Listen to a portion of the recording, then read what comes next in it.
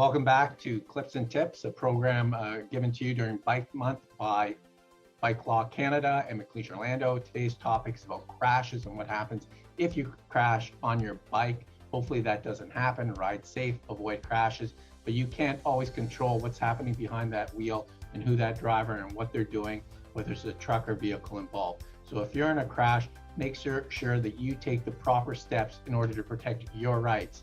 And from that standpoint, we're fortunate we have a crash card that you can carry with you and use.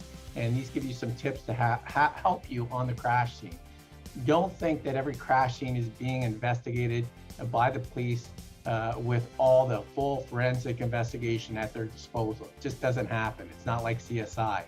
As well, remember too that there is bias out there against cyclists and riders, and you want to make sure that that bias doesn't take over the investigation. Therefore, take your own steps as well in order to ensure that you're protected later on, especially if you've been injured and you're not going to get better right away. So here's the crash card. The crash card tells you right away, ride with your crash card because it gives you the tips. Number 2, call 911. Your health is the most important. Seek medical attention, get to the side, get help, make sure you're okay. Number 2, if you can't have someone, make sure you get the information to the police officer who's responding. Get their information, take a picture of their card. Number 1, also get information from all the witnesses. You want their phone numbers and information so that you can contact them later on, or someone can, to see what they saw and they can tell what happened. Take photos of the scene. You got to photograph your bike. You got to photograph the damage to the vehicle or where the damage occurred. You got to photograph the scene. Try to keep things in the same place. Also collect as much information as you can from the driver, including their insurance information, their driver's license, their name, and contact information.